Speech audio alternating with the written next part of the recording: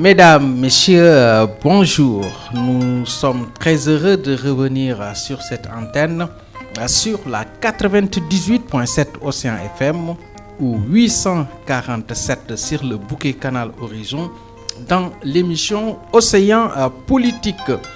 Toutes les semaines, nous recevons un acteur politique ou un membre de la société civile pour décrypter l'actualité politique nationale. Aujourd'hui, nous avons l'honneur de recevoir M. Mamadou Leïa. Bonjour, M. Leïa. Bonjour, M. Diouf. Je vous laisse un peu de temps pour vous permettre de saluer nos chers auditeurs et surtout vos sympathisants qui vous écoutent sur la 98.7 Océan FM. Oui, je voudrais dire bonjour à tous nos auditeurs qui écouteront cette émission et je souhaite qu'ils les trouvent en bonne santé et qu'ils puissent avoir un bon aperçu de ce qui se fera et que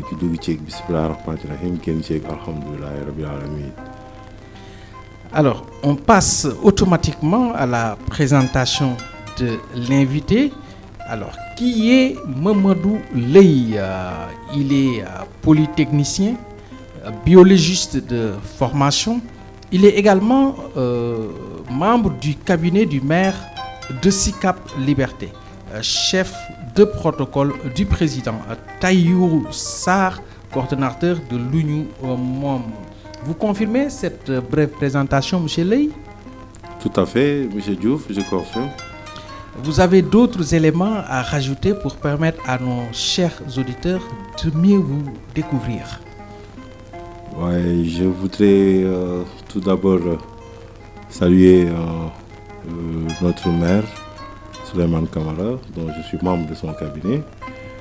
Aussi saluer le président Tahirou Sarr, président du parti Jël l'Union Mom, et éclaircir que je suis là en tant qu'analyste politique, entre guillemets, pour ne pas vraiment dire que je suis venu représenter une quelconque personnalité parmi ceux que je viens de citer ou quelques-uns d'autres. Donc, pour aller au plus clair, on va discuter de l'actualité politique compte tenu de peut-être mon parcours éducatif, politique et tout autre. En fonction de ça, on pourra vraiment donner notre avis par rapport actuellement à la vie politique sénégalaise. Inch'Allah. Okay. Merci beaucoup. Ma toute première question, vous êtes biologiste de formation. Alors, quels sont les enjeux majeurs de la biologie aujourd'hui, notamment face aux défis environnementaux et sanitaires? Merci beaucoup, M. Diouf. Vous me posez une question qui me tient à cœur parce que j'ai eu à étudier la biologie depuis la seconde. Okay. Après le BFM, j'ai été au lycée technique Maurice Delafosse sur orientation de mon défunt père que j'ai pris pour que vraiment Dieu l'accueille vraiment dans son paradis et que la terre lui soit encore vraiment toujours légère ainsi que tous les autres musulmans. Donc j'ai été à Delafosse à la seconde, FC7. Là, on était plein dans la science. Avec nos microscopes, on était déjà responsable à bas âge. Donc de la seconde à la terminale, après ça, on est passé à l'étude pour faire la biologie appliquée. Donc vous voyez que j'ai une connaissance par rapport à la biologie. Et quand on fait la corrélation par rapport à la situation environnementale actuelle du Sénégal, je sais qu'il y a beaucoup de choses à faire, il y a beaucoup d'efforts à faire. Il y a beaucoup, le fossé est très grand. Sur les changements climatiques, la biodiversité, sur les changements climatiques, les pandémies. Là, je dirais que il y a certaines réalités que les Sénégalais ne maîtrisent pas. Et c'est dommage qu'on en soit à ce niveau. Non pas à ce niveau, mais dans la position de prendre tout ce que les gens nous donnent. Ok. Je ne sais pas si vous voyez, parce que c'est les Occidentaux qui fabriquent des virus. C'est eux qui nous les inoculent. C'est eux qui déroulent un programme caché et qui vont passer par les sciences. C'est ça qui est difficile. Et là, je pense que peut-être qu'on aura l'occasion que je puisse développer, que vous puissiez comprendre que la biologie, vraiment, c'est la base de tout. Qui dit biologie dit vie. C'est la science de la vie. Et c'est tellement large. Mais bon, ça tourne autour de l'homme. D'où l'importance dans l'impact environnemental. Et j'ai la chance de faire partie de beaucoup de groupes environnementalistes. Parce que c'est fondamental. Qui dit environnement dit vraiment le bien-être.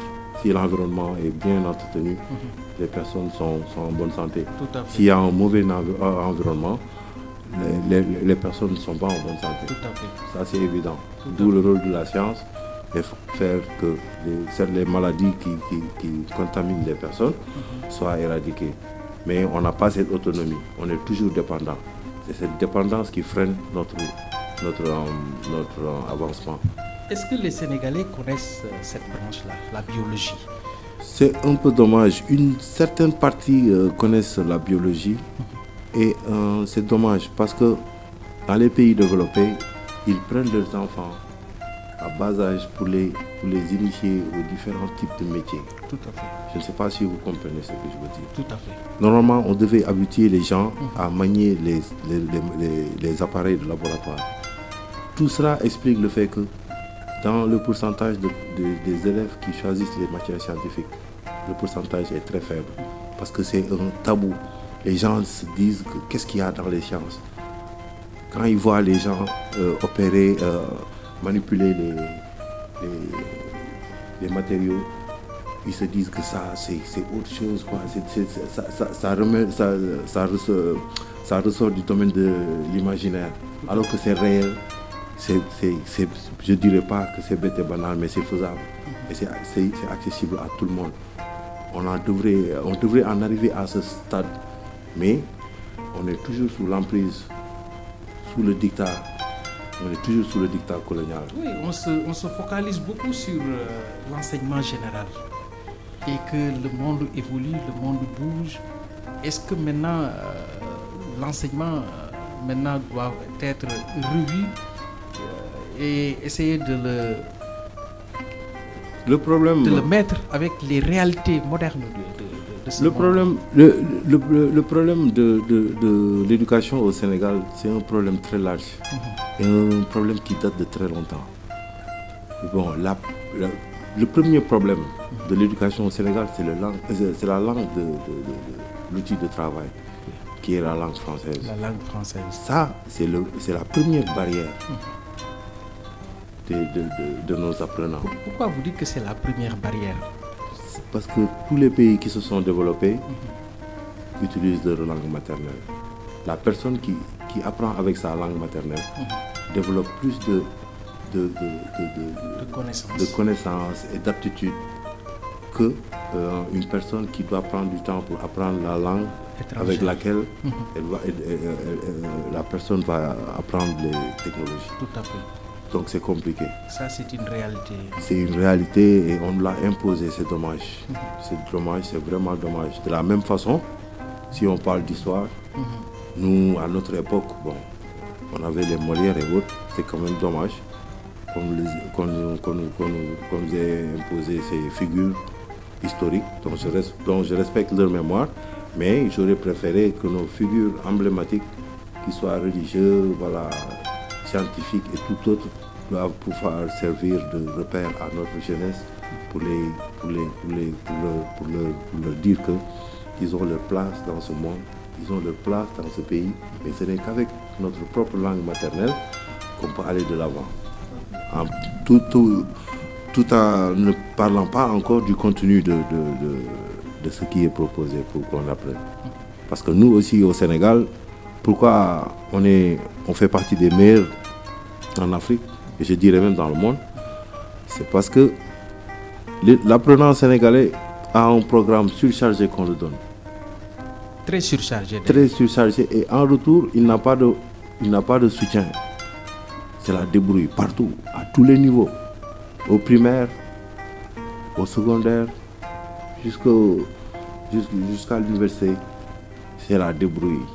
peu sont dans de bonnes conditions. Tout à fait. Et malgré ça, la charge éducative est tellement grande et ils arrivent à en sortir.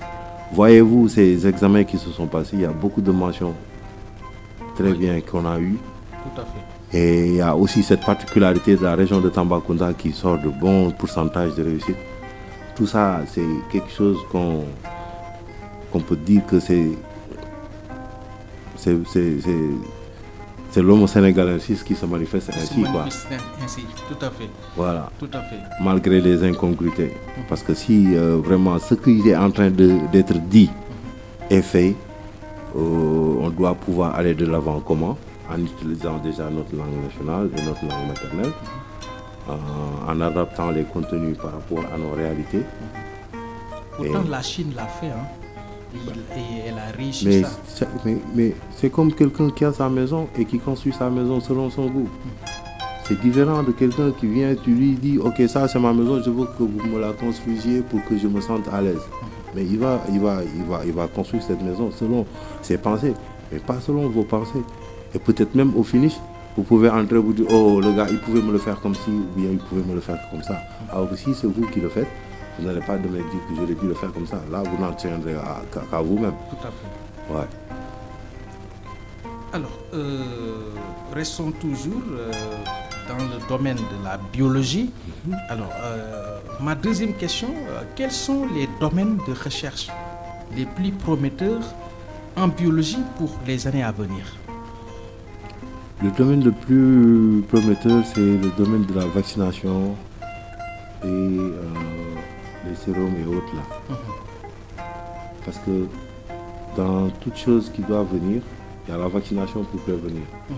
Et ce qui nous est arrivé avec la Covid-19 devrait nous réveiller une bonne fois pour toutes. Moi j'avais pensé du temps du Covid que le Sénégal allait décoller pour ne plus descendre. On avait cette primeur de produire le médicament à la contre le paludisme, la chloroquine. Ils se sont arrangés pour nous l'arracher. Tout à fait. Il y a des budgets de recherche qui ont été attribués à l'Institut Pasteur, alors que les Sénégalais sont là. Pour ne pas citer le professeur Souleymane Bouk, qui sont d'éminents chercheurs, Tout à fait. qui ont découvert même le VIH4, je pense, si mes souvenirs sont bons, parce que il y a un bon moment. Il a fait beaucoup de recherches. Ça, c'est pour vous dire que l'intelligentsia sénégalaise dépasse là où on nous a cloîtrés.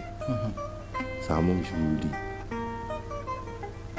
La science a évolué et le Sénégal dispose de ressources humaines qui sont capables de faire des innovations et des inventions que le monde ne peut pas sortir. Mais qu'est-ce qui manque? Une volonté politique? Il manque la volonté politique. Et il y a toujours la mainmise du système. Le système entre guillemets dont on parle. C'est le système actuellement qui gère l'évolution. Tout ce qui amène à éclairer la lanterne des Sénégalais. Ils font tout pour que ça s'assombrisse. Ils font tout pour que les gens ne s'intéressent pas à la chose intéressante. Tous les pays qui se sont développés, ils ont créé leurs conditions. Tout à fait. Mais là, il y a toujours l'emprise. Parce que si on voit l'importance que les gens donnent au divertissement, que ce soit la lutte, la musique, la danse, les telenovelas, c'est important. Si on voit le nombre de gens qui suivent ces genres de choses, vous savez que la chose n'est pas encore réglée. Tout à fait. C'est difficile, mais c'est ça qui existe actuellement. Tout à fait. Alors, c'est exactement ça. Donc, pour ne pas tellement vous retenir sur la biologie, alors maintenant sortons maintenant du domaine de la biologie et parlons de la politique. Alors, votre leader, Tahirou Sarr, est un ancien militant du parti Rewmi et a créé un mouvement nationaliste sénégalais. Ma question, est-ce que votre parti est ouvertement xénophobe ou raciste? Bon, là, je voudrais éclaircir le fait que je parle en mon nom propre. Vous m'avez posé une question sur mon leader, comme vous pouvez me poser cette question sur d'autres leaders. Bon, la question aussi frontale et brutale que vous avez envoyée, je vais essayer tant bien que mal de donner ma réponse. Allez-y. Voilà, donc vous dites par rapport à la xénophobie et au racisme, il faut en venir aux définitions. Il faut en venir aux définitions. Parce que quand on s'adresse à une population intelligente, que sont les Sénégalais, parce que l'électorat sénégalais actuellement est intelligent. Très intelligent. Très intelligent. Cet électorat réfléchit avant de voter. Cet électorat prend le temps d'écouter. C'est pourquoi quand on aspire à quelque chose par rapport à cet électorat, il faut avoir vraiment le respect de dire les mots dans leur contexte, pour dire vrai. Dans ce sens que si on prend le mot raciste, il y a le mot race. Race. Oui. La race. Quand on parle de race, il y a la race blanche, il y a la race noire, il y a la race jaune. Vous voyez? Tout à fait. Donc, quand on parle de racisme entre deux populations qui ont la même couleur, donc le mot là ne peut pas exister. Franchement, c'est erroné.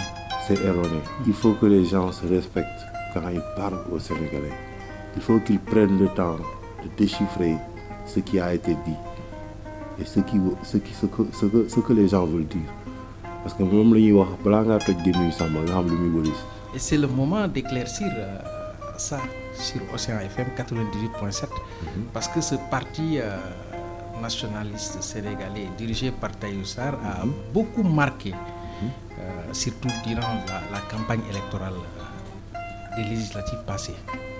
Effectivement, je vais faire une petite genèse parce que des informations que j'ai eues, le président Tahirou Sarr a commencé à faire des investigations par rapport à l'immigration depuis l'année 2011. Vous pouvez noter. Depuis 2011, il est dans la recherche des solutions. Mais pour avoir des solutions, il faut avoir l'avis des concernés. Ça lui a permis depuis 2011, là où c'est, je dirais, camarades d'âge, allaient en boîte, faisaient la fête au temps libre. Lui, il prenait la peine d'aller discuter avec des personnes sages, des gens avertis, jusqu'à des heures indues la nuit, en toute discrétion. C'est un homme de terrain. C'est un homme de terrain. Il a fait les marchés. Il connaît beaucoup de chefs de garage. Il connaît beaucoup de chefs de marché. Parce que dans toute chose, dans toute organisation, il y a un chef. Il a cette chance et cette humilité de descendre sur le terrain, de faire des investigations. Tout ça pour vous dire que ce n'est pas sur un coup de tête qu'il a monté un mouvement. Parce que vous avez dit qu'il vient de Réumi. Il a fait ses armes aussi à Réumi. Tout à fait. Moi qui vous parle, j'ai milité dans le PDS, pas activement, mais comme les militants de masse, où on accompagnait le président Abdoulaye Wade de l'aéroport Léopold Sédar Senghor jusqu'au siège de Colobane. Comme sympathisant. Comme sympathisant et en même temps radical, un ultra radical de Sopi. Voilà quoi, c'était en 88. Donc si je fais PDS, mais pas en militant actif, parce que moi ce qui m'intéressait, c'était que le plus faible triomphe. Parce que là, il était en position de faiblesse. Tout à fait. Voilà. Et bon, il y a des choses qu'on ne peut pas comprendre. Là, mon militantisme a commencé. Tout à fait. Donc lui, ici, en 2011, jusqu'à nos jours, il n'a jamais lâché la chose, ça demande une constance. La deuxième chose, c'est que si il est passé par Réumi, c'est parce que là-bas aussi, il a pu gagner en maturité et en connaissance. Et appartenir à Réumi, ça ne veut pas dire que c'est à vie. Tout à fait. Et il faut être courageux pour se démarquer. Parce que quand on croit en ses convictions, rien ne doit pouvoir t'en dévier.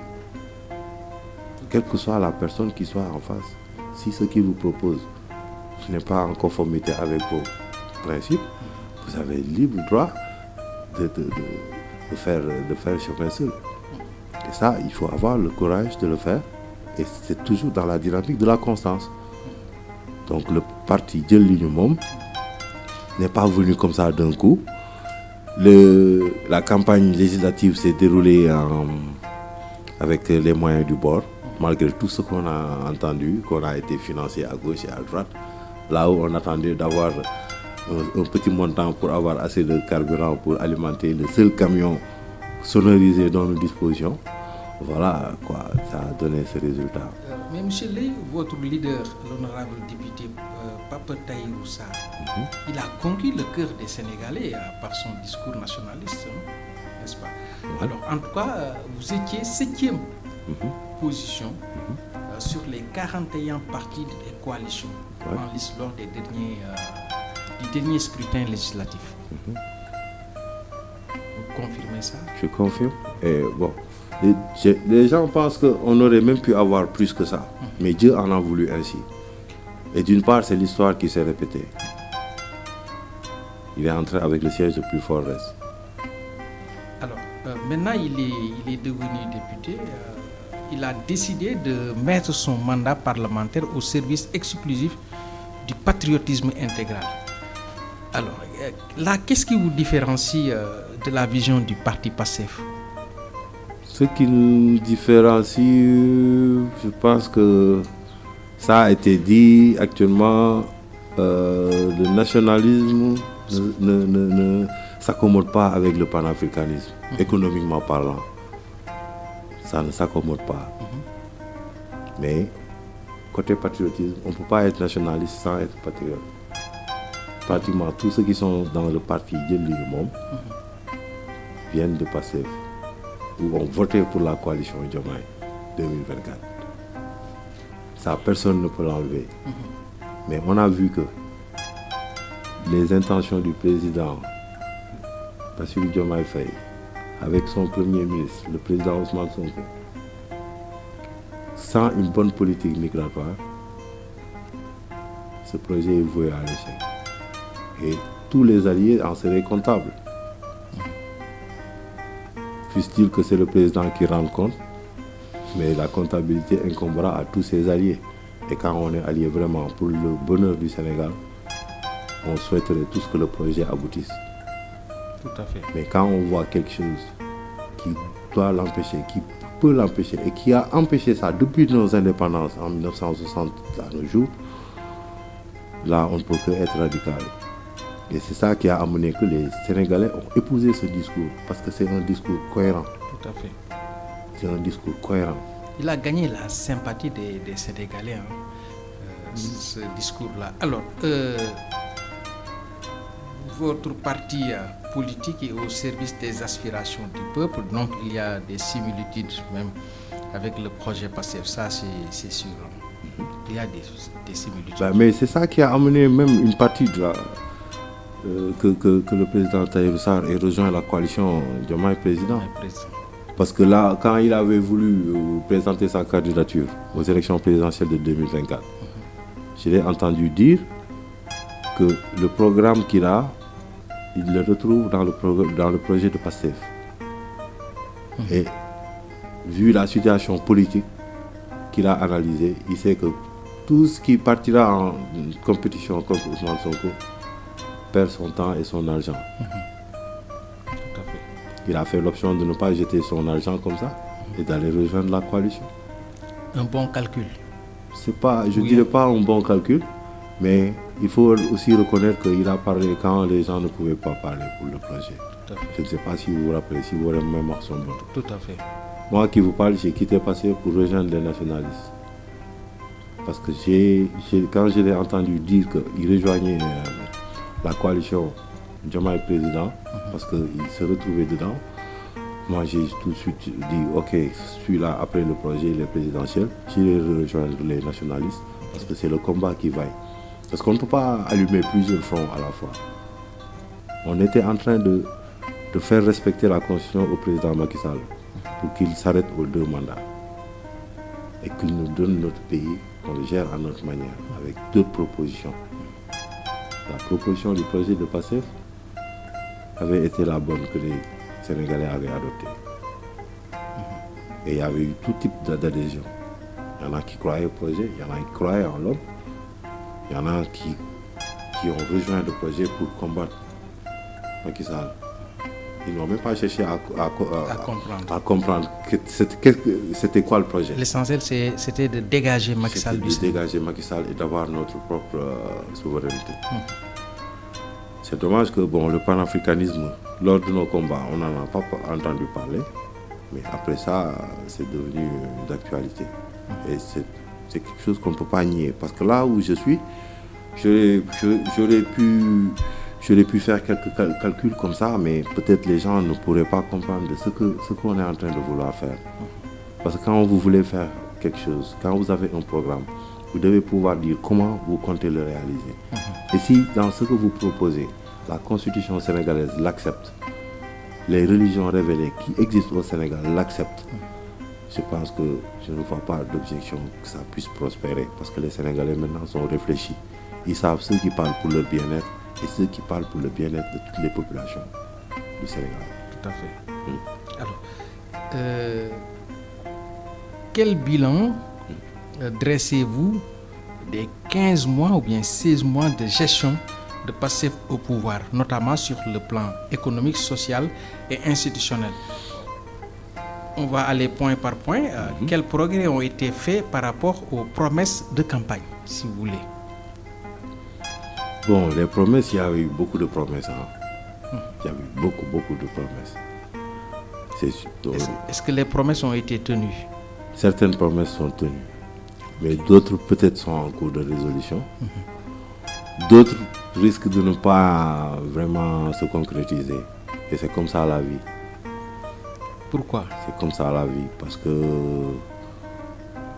tout peut arriver dans la vie. Et la politique actuellement au Sénégal est en profonde mutation. Ça, il faut le reconnaître. De tous les changements de régime qu'on a vécu au Sénégal, il y avait eu un temps de latence de 6 mois où vraiment les choses étaient aux arrêts. Parce que les nouveaux venants devaient prendre leur repère avec leurs nouveaux gens. Et alors les choses reprenaient, les nouveaux marchés sortaient. Mais maintenant les choses ont changé. Avec l'arrivée de Ousmane Sonko, le discours a changé, la barre a été élevée et le mode de fonctionnement aussi a changé. Ce qui est à la base de la mutation profonde actuellement de la politique au Sénégal. Donc pour donner un avis par rapport aux 15 mois de gouvernance, c'est pas demain la veille qu'on peut terminer tous les points qui ont été faits ou tous les points qui n'ont pas été encore faits ou qui risquent de ne jamais être traités. Donc là, pour ne pas être très dur, c'est la cacophonie. Et puis, ce qui a changé, les 6 mois qu'on donnait au nouveau régime de s'installer pour que les choses reprennent, là, on ne peut pas donner de délai. Parce que c'est un changement de système qui a été appelé. C'est ça qui a fait la différence par rapport aux autres régimes nouvellement installés. Et l'héritage économique, parce que on a entendu qu'ils ont hérité un pays à terre. Ça, on n'en disconvient pas. Ça fait partie des plus grands motifs qui ont fait que les gens ont combattu le régime qui est sorti. Mais on ne peut pas s'attarder jusqu'à 15 mois à dire que le pays était en sous-sol, en ruine. C'est des excuses qui ne tiennent plus. Ils doivent s'abstenir vraiment de prendre ça comme... les Sénégalais sont très exigeants. Ah oui. Alors, y a-t-il eu des ruptures significatives avec, avec les anciens? Il y a eu des ruptures, il y a eu des continuités. Ça, il faut qu'on l'accepte. Quelles sont les continuités? Les continuités, c'est ce que le système a toujours érigé pour les nouveaux venus. Ça est le privilège. À certains degrés, vous avez les caisses noires et autres et autres. Il n'y a aucun de ces points-là qui sont enlevés. Donc, ça existe jusqu'à présent. Ça existe jusqu'à présent. C'est les hommes qui ont changé. Et eux, ils combattaient ça? Ouais, ils le combattaient. Étant dans l'opposition. Mais quand on est dans l'opposition et qu'on combat quelque chose, C'est différent que quand on est dans la chose maintenant et qu'on se met face aux réalités de l'État. Mais est-ce que la manière de l'utilisation n'est pas différente avec celle des régimes passés? Si, il y a beaucoup de différences. Oui. Actuellement, parce qu'on parle de caisse noire, mais la manière dont, par exemple, le président Macky Sall utilisait ces caisses noires-là avec ses partisans... Mais ce qui a été proposé pour l'utilisation de ces caisses noires-là, c'est d'avoir un collège de personnes indépendantes qui suivent les décaissements, mais toujours dans la discrétion. Bon, peut-être si on nous avait fait part de ces équipes, je dirais, on aurait pu espérer quelque chose. On avait parlé de transparence. Mais est-ce qu'ils ont assez de temps? Parce qu'il y a tellement de dossiers à... Le problème qui se pose, c'est que il y a des gens qui sont là pour il y a des gens qui sont là pour leurs intérêts. Donc quand une personne est là pour ses propres intérêts, il ne pense pas au résultat. Tout à fait. C'est ça le problème. Il y a une cacophonie. En plus de cette supposée dualité qui est venue naître. On va en parler même. On va en parler. Tout à fait. Tout à mais l'heure. Par rapport à ces 15 mois, personne ne peut dire que c'est ça qui a marché ou c'est ça qui n'a pas marché. Mais ce qui est sûr, c'est qu'il y a eu des changements. Alors, comment évaluez-vous l'impact sur le quotidien des citoyens? Bon, on espérait que ce stade n'aurait pas duré. Ce qui arrive actuellement au Sénégal, c'est normal. À cause de là où on vient et là où on voudrait aller. C'est normal. Parce que si on avait continué avec le système d'hier, tant combattu, on n'en serait pas à ces difficultés. Je ne sais pas si vous comprenez ce que je veux dire. Tout à fait. Si le système avait survécu à cette tempête, on n'en serait pas là. Mais le système, d'une partie, n'a pas résisté. Et on ressent les coups. C'est les coups que l'on ressent comme ça. On ne l'a pas voulu, mais aussi c'est le prix à payer. Peut-être on pouvait le payer autrement, mais peut-être c'était la décision radicale à prendre. D'une part, c'est avantageux. D'autre part, voilà, le revers de la médaille. C'est le panier de la ménagère qui est vraiment, vraiment affecté. Ça, il faut qu'on le reconnaisse. Et quand on est dans l'opposition, on peut promettre monts et merveilles. Ça, c'est la politique. Mais la réalité de l'État, c'est autre chose. La réalité du pouvoir. Moi, je savais qu'on aurait ces problèmes-là. Parce que dans le parti passif, il y avait un tout. Il y avait un tout. Mais dans ce tout-là, il y a... Un tout, vous voulez dire quoi exactement? Je ne dirais pas que c'était une armée mexicaine parce qu'il y a des gens bien bâtis, bien intègres, qui aiment leur pays, qui ont l'amour de la patrie, qui étaient dedans. Et des personnes ressources. On avait même qui ont une certaine expertise. L'expertise sénégalaise, ça va au-delà de nos frontières. Tout à fait. L'exemple, c'est qu'il y a un élément de PASTEF qui est à Microsoft et qui fait partie de ceux qui ont fait que le parrainage de Diomaye est passé. Il est où ce gars-là? Est-ce qu'il a intégré non, le dispositif? Mais je pense qu'être dans Microsoft suffit pour être dans son assiette, quoi. On n'a pas besoin de venir réclamer sa part de gâteau. Du moment qu'il n'y a pas de gâteau à partager. Mais pour vous dire... On a besoin de lui parce que... Non, c'est vous dire, dans Passif, il y a tout. Il y a des têtes, il y a des moins têtes, et il y en a des accompagnants, vraiment. Tout à fait. Actuellement, les institutions sont au-dessus de tout. Surtout le chef de l'État. Donc il y a certains comportements qu'une personne ne devrait pas avoir vis-à-vis de ces institutions, quelle que soit la situation. On reviendra en détail sur ça parce que je ne veux pas qu'on anticipe un peu. Alors, quelles sont, selon vous, les principales limites ou erreurs commises par le régime de PASTEF jusqu'à présent? Si vous voulez, je peux même scinder cette question pour vous permettre de répondre étape par étape. Y a-t-il eu des faiblesses dans la communication, la gouvernance ou la réforme de l'administration? Il faut voir comment on en est arrivé là. Parce que le président élu à 54% ne s'était pas préparé. Il a été désigné. Cette bicéphalie a entraîné ce qui est en train de se passer actuellement. Je ne sais pas si vous comprenez. Oui.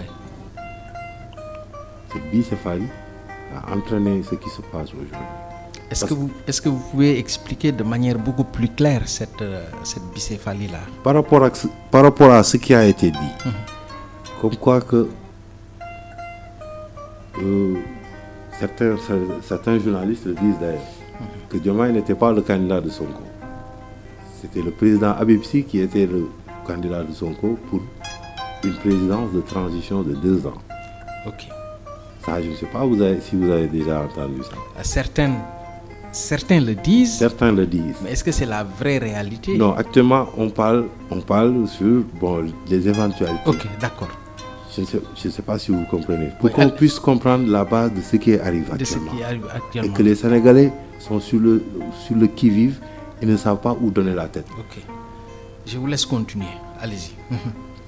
Donc, si on en arrive à avoir la coalition Diomaye, la coalition Diomaye a été faite alors que le principal concerné était à l'intérieur de la prison.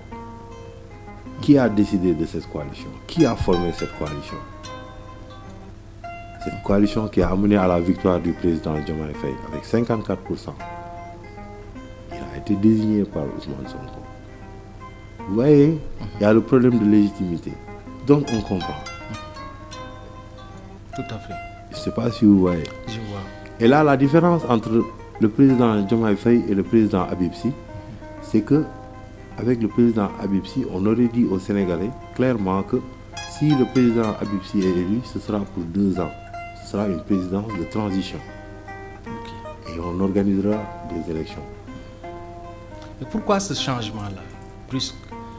Le changement brusque, c'est que si le président Habib Sy était président de transition en 2 ans, c'est sûr qu'en 2026, le président Ousmane Sonko, c'est le président de la République du Sénégal. Et ça, le système ne le veut pas. Okay. Le système ne le veut pas. Et ils ont eu la chance de mettre leurs tentacules dans la coalition Diomaye et créer la coalition Diomaye. Parce que si vous voyez le président Habib Sy, il avait le parrainage parlementaire, qui était le parrainage le plus fiable de toutes les autres formes. Toutes les autres formes, tout à fait. Vous voyez? Donc, c'est des schémas de départ qui ont commencé maintenant à donner d'autres possibilités. Et c'est normal. Donc certains choix ont-ils dessus la base militante ou la société civile? Je dirais que ils ont voulu faire, ils ont voulu être à équidistance de tout. Ils n'ont pas voulu être ingrats envers les alliés. Ils ont voulu être reconnaissants par rapport à leurs partisans et militants. Ils ont voulu montrer aussi qu'ils sont là pour tous les Sénégalais. Si en un coup, à un départ, vous voulez prendre le départ à ce coup-là, vous ne pouvez pas savoir ce qui est bon pour vous ou ce qui ne l'est pas. Vous ne pouvez pas le savoir. Okay. Vous ne pouvez que tenter. Et là, qui décide de qui serait là ou ne serait pas là? Là aussi, c'est un autre problème. Une personne peut ne pas avoir de problème. Un chef de parti qui gagne ses élections peut ne pas avoir ce problème. Mais quelqu'un qui gagne ses élections sur recommandation d'un chef de parti, là, ça pose problème. Et c'est tout à fait normal que ce problème existe. Parce que ceux qui sont avec... Bon, je ne dirais pas... Je ne parle pas de clan. Mais ce qui se passe actuellement est tout à fait normal. Et c'est dans l'ordre normal des choses. C'est tout à fait logique, vous voulez dire? C'est tout à fait logique. Okay. C'est logique. Ce que je souhaite, c'est que tout se fasse dans la diplomatie. Tout se fasse dans le respect et la fraternité. Parce qu'il ne faut pas qu'on oublie que nous sommes tous des Sénégalais. On ne peut pas être sénégalais et vouloir du mal à un autre sénégalais. Mais il faut que l'état de droit aussi soit respecté. Si on veut que le pays se développe, il faut que la justice soit forte et que la justice soit là pour tout le monde. Je ne sais pas si vous comprenez ce que je veux dire. Je comprends ce que vous voulez dire. Alors, M. Ley, le projet de souveraineté nationale, est-il sur la bonne voie ou confronté à des blocages? La volonté y est. Mais le blocage, c'est que il y a les tentacules du système qui sont toujours là. Et le système ne voudrait pas... Le système détecte en avance. Et le système est patient. Ils sont à des niveaux insoupçonnés. Je ne sais pas si vous comprenez. C'est ça que je peux dire, quoi. Je ne peux pas aller plus loin pour ne pas... Tout à fait. Ouais. Qui vivra verra. Verra. Ok. C'est sûr. D'accord. Alors, la reddition des comptes semble être une priorité du régime actuel. Pensez-vous que cette démarche est menée de manière impartiale ou efficace? Bon, là c'est le constat de tous les Sénégalais. Ce qui devait être fait n'a pas été fait dans les temps. Parce qu'un fautif, il faut le sanctionner au même titre que d'autres fautifs, en temps réel. Vous voyez? Si le régime, à son arrivée, avait pris des rapports précédents qui ont été sortis sous le régime de Macky Sall, ça aurait été suffisant pour appliquer la loi sur ces fautifs. Je ne sais pas si vous comprenez. Pour être impartial, c'est des magistrats qui ont fait les comptes remis au président Macky Sall qui avait mis son coup. Le premier jour de leur arrivée, ils devaient prendre tous ces rapports-là et les faire exécuter. Ils n'en seraient pas là aujourd'hui. Tout à fait. Il y a des lenteurs administratives. Ce n'est pas des lenteurs administratives. C'est des choix politiques. Okay. Donc, les procédures judiciaires engagées visent-elles réellement à lutter contre l'impunité ou sont-elles politisées? Là, je ne peux pas donner mon jugement là-dessus. Mais je sais que ce qui devait être fait à temps ne l'a pas été. Mais est-ce que la justice dispose-t-elle des moyens nécessaires pour aller jusqu'au bout des enquêtes? Mais de quoi la justice a besoin? La justice a besoin de preuves et de réponses de la personne présumée coupable. Je ne sais pas si je me fais comprendre. On n'a pas de problème de prison. On n'a pas de problème de salle d'audience. Peut-être on parle de problème de greffier, des trucs comme ça. Mais on ne peut pas dire que la justice, est-ce qu'elle a assez de force? Il faut parler d'indépendance. On peut avoir toutes les forces du monde, mais si on n'est pas indépendant, on ne peut pas utiliser ça. La justice a ses magistrats, a ses procureurs, a ses substituts et autres, ses greffiers, a ses geôliers. Oui. La justice peut prendre n'importe quel Sénégalais fautif ici au Sénégal et le mettre en prison. Qu'est-ce qui doit en empêcher? C'est pas parce qu'il a ce nom-là qu'on va pas l'emprisonner. C'est pas parce qu'il a cette stature-là, cette posture dans la société qu'on va pas le prendre. Rien ne doit pouvoir empêcher la justice de faire son travail. Rien ne justifie. Et de dire le droit. De dire le droit. Et c'est tellement bon de dire le droit. Et des fois, dur est la loi, mais c'est la loi. Dira l'ex and less. Okay. Qu'en est-il du respect du droit à la défense pour les personnes concernées? Au Sénégal, les droits sont respectés. Okay. Ils sont plus que respectés même. Et pourtant, certains crient. Ouais, ils le diront parce qu'il y a certaines maladresses aussi du côté du pouvoir. Okay. Et ces maladresses-là sont manifestes. Parce que quand il y a supposition de détournement qui est constituée d'une chaîne de personnes, toutes ces personnes sont dedans. Si la justice arrive à écrouer une personne, c'est toute la chaîne qui doit tomber entre nous. C'est comme ça que ça marche. Ok. Vous comprenez un peu? Oui. Ok. Alors, selon vous, la politique de reddition des comptes peut-elle réellement restaurer la confiance des citoyens dans les institutions? Actuellement, les Sénégalais commencent à avoir confiance aux institutions. Parce que les scandales de détournement qu'on entendait avant, on ne les entend plus. On peut être sûr à peu près que actuellement les ministres et DG dont nous disposons sont corrects. Ils sont corrects.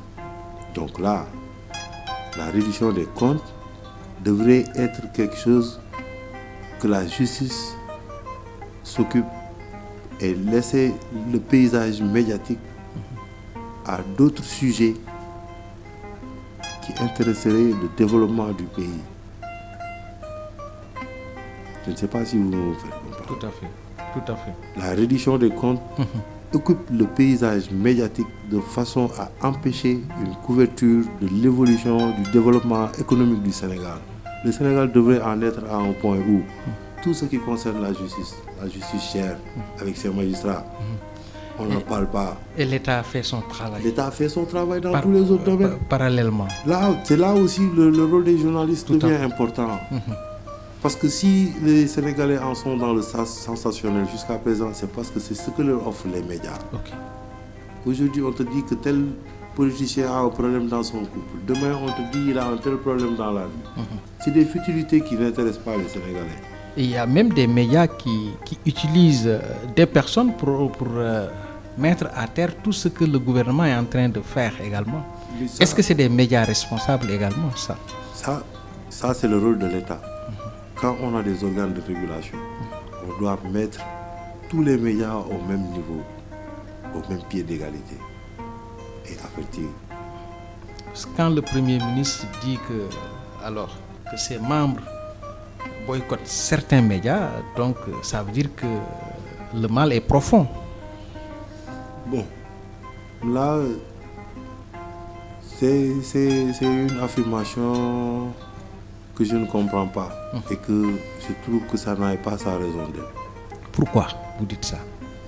Bon, ce que voudrait le président Ousmane Sonko, c'est impossible.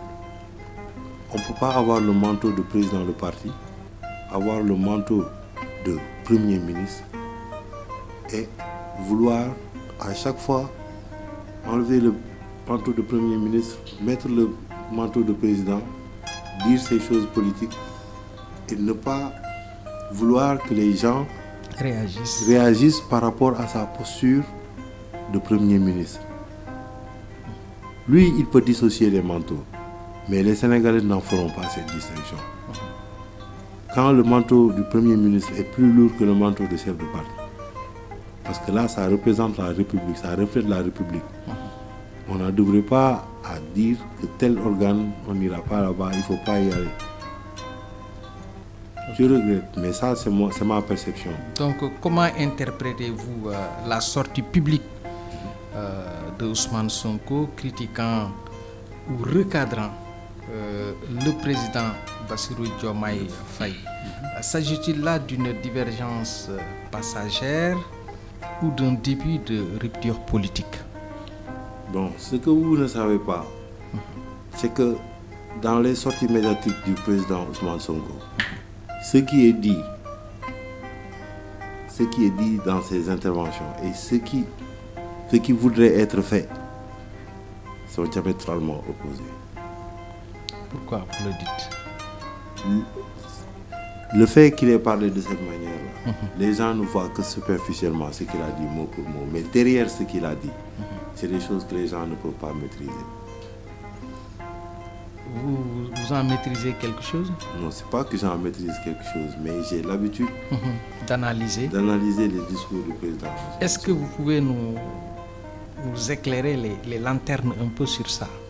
Ou bien vous nous donnez votre analyse personnelle? parce que c'est intéressant. Vous êtes analyste politique, vous avez un vécu politique, vous observez. On a besoin de votre pensée, de votre réflexion. Maintenant, ce qui s'est passé, le point du président est intervenu après la confirmation de la sentence de son procès avec Mame Mbaye Niang pour diffamation. Ce qui confirmait la condamnation de 6 mois sursis avec les 200 millions. Ce qui le rendait automatiquement inéligible.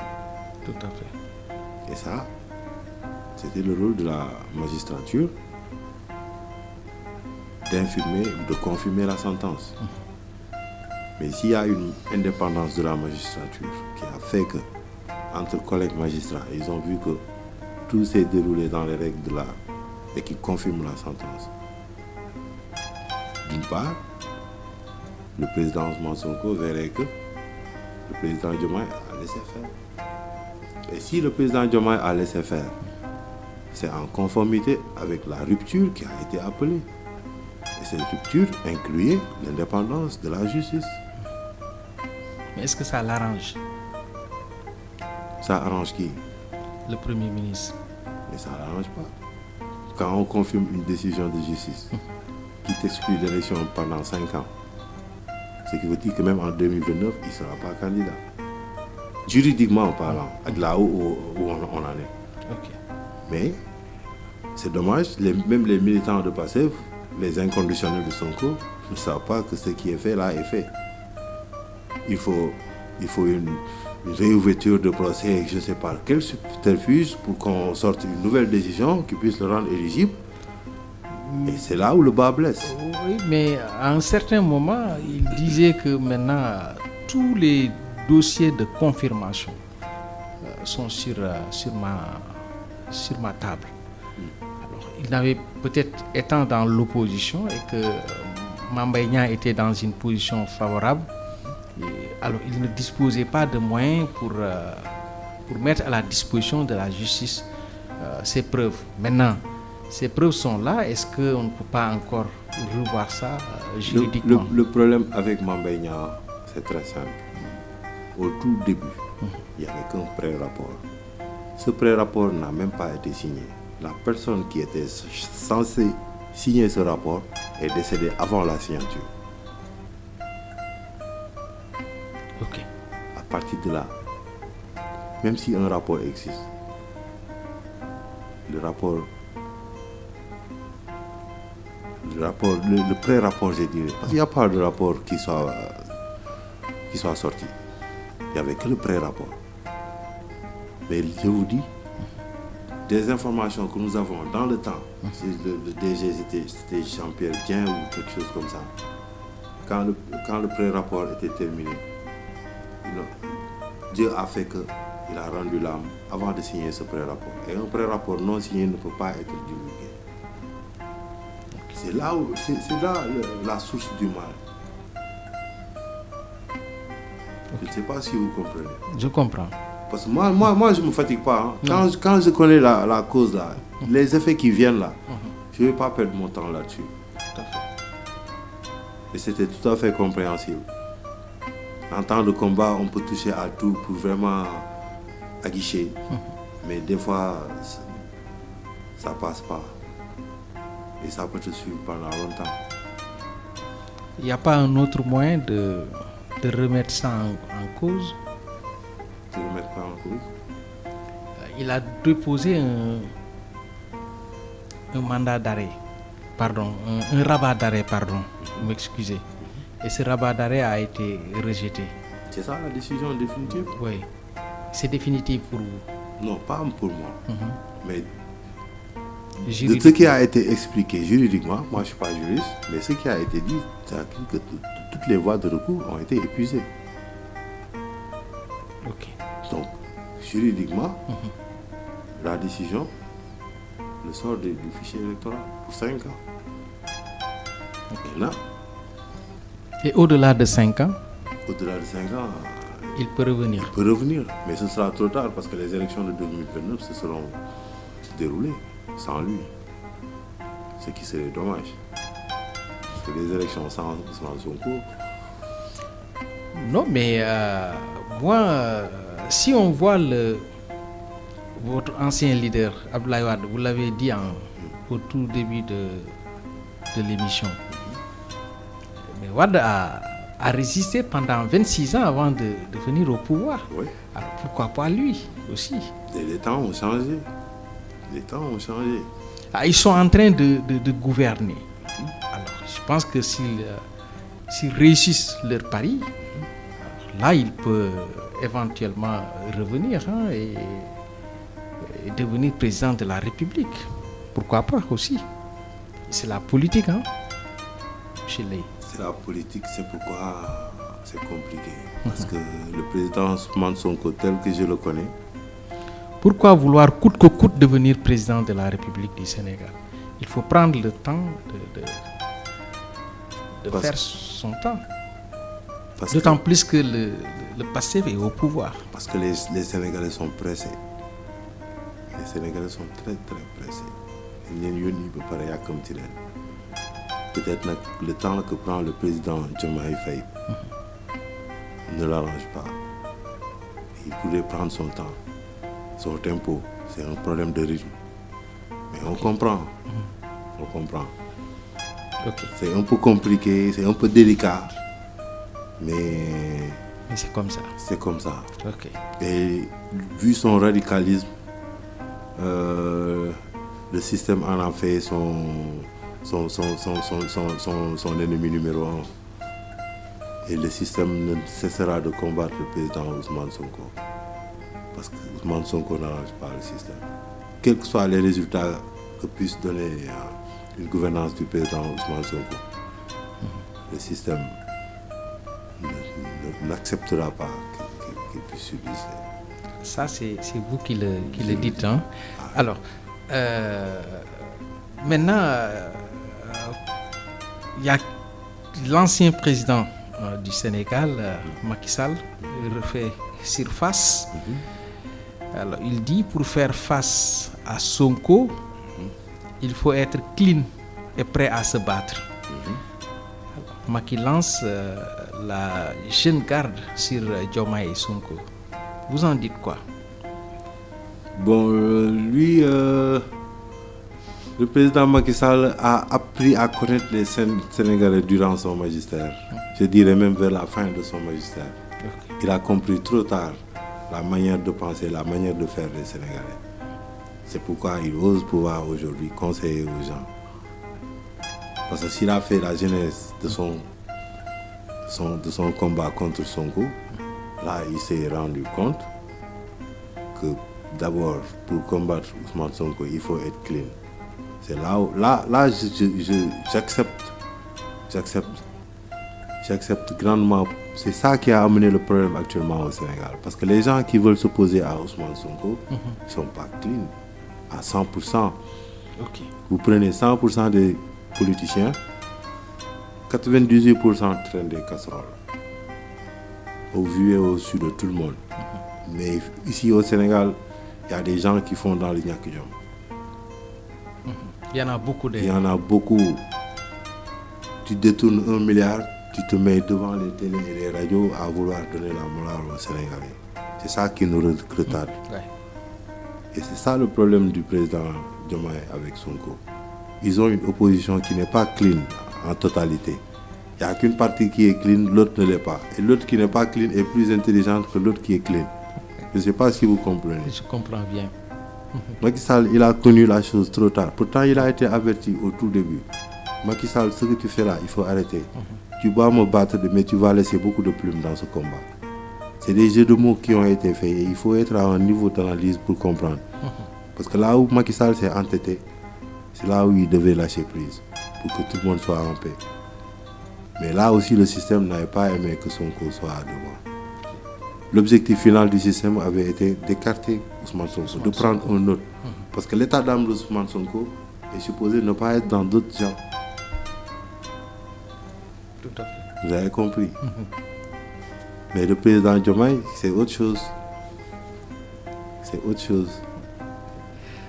Alors, je rappelle à nos chers auditeurs que nous recevons Mamadou Leye, politique technicien, biologiste et membre du cabinet du maire de Sicap Liberté, chef du protocole du président Tahirou Sarr, le patron de l'Alliance pour la République, pour nos chers auditeurs, APR, alors procéder à une réorganisation de son parti. L'ancien ministre de la Jeunesse, Pape Malick Ndour, est désormais le coordonnateur national de la convergence des cadres républicains, CCR.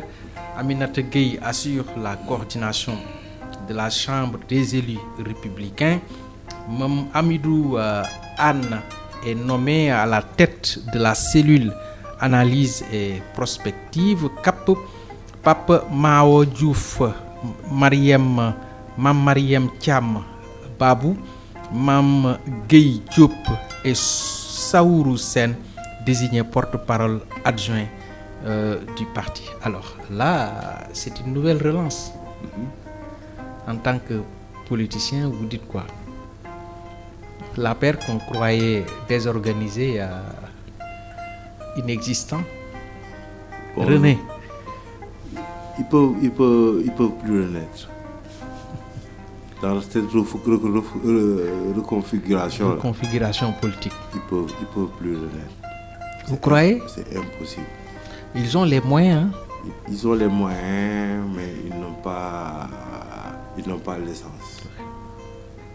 L'essence. Sénégal, le moyen est il faut l'essence, le flair, le discours, le programme. Et surtout, ils étaient là, reniés par les Sénégalais. Alors, est-ce que si les mêmes personnes reviennent... Moi, personnellement, l'APR nous doit des comptes. L'APR ne nous doit pas un nouveau bureau. Si lui, le président Macky Sall, l'ancien président Macky Sall, dit qu'il faut être clean et oser pour affronter son go, c'est parce que c'est ça qui fait défaut dans leur sang. De toutes ces personnes citées là, rien que Pape Malick Ndour, il a des comptes à rendre par rapport à l'argent qu'il a perçu sur les Prodac là. Sur l'affaire Prodac. Indûment. Ça, c'est noir sur blanc. C'est là où le bas blesse. Parce que le gars là, s'il avait répondu de ces actes là, il ne serait pas là à prétendre à quoi que ce soit. Actuellement, ils sont en train de vouloir subsister. Mais pour pouvoir exister actuellement au Sénégal, il faut avoir un discours qui tient pour les Sénégalais. Les Sénégalais ne veulent plus d'histoire de ces genres de problèmes. Les Sénégalais ont besoin de débats d'idées pour développer ce pays.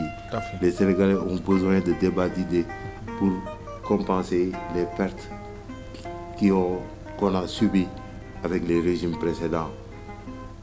D'où l'importance de ces réductions des comptes où on devait exclure la parole des populations dans cette traque. La traque devait être judiciaire. La presse, après condamnation, donne ces informations, on passe à autre chose. Mais on ne peut pas être là du matin au soir à préparer un procès à venir, à relayer ça, à vraiment occuper les Sénégalais sur des futilités. Je dis que c'est des futilités. Parce que quelque chose qui ne te concerne pas est une futilité. Quelque chose qui concerne la justice, on doit laisser la justice faire son travail. On a des magistrats payés au nom des Sénégalais. C'est l'argent du contribuable qui a son tribunal, ces magistrats et autres. On les laisse faire le travail. Je ne sais pas si vous comprenez. Je comprends très bien. Ces gens-là qui sont là, qui traînent des casseroles, moi je le dis tout haut, c'est des gens qui n'ont pas de vergogne. Parce que des Sénégalais sont là, ils ont eu la possibilité de détourner des deniers publics, mais ils ne l'ont pas fait. Parce que c'est un peu de non là comme en français. Tout à fait. Mais vraiment, des Sénégalais qui sont restés dignes et qui le resteront à vie. Heureusement qu'on en dispose au sommet de l'État.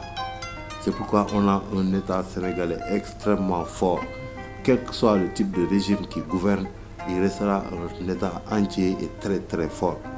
C'est le moment aussi donc de féliciter les fonctionnaires qui ont toujours été au service de la nation.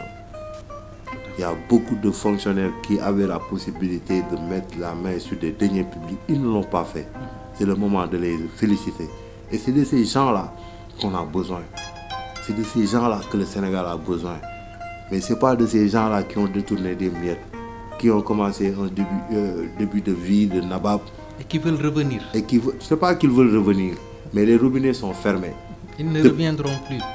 Non, ça dit que le Sénégalais, ils prennent les politiciens comme du Dakar.